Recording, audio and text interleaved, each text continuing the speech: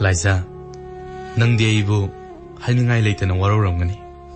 Aibu thamoi pandabani, nungsi khangdabani soidana warauramgani.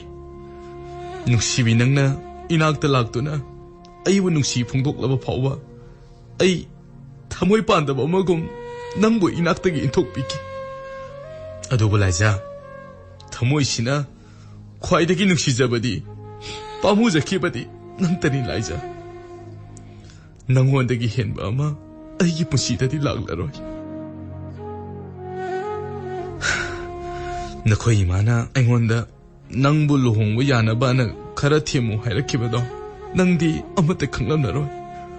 Thamoida chaina kaya phumlaga chimbalda noksinaduna nangdi aigi chalni haikibado mikuptuda lona tethokhiba aigi pirangdudi nang uramlaroi ko Laisa.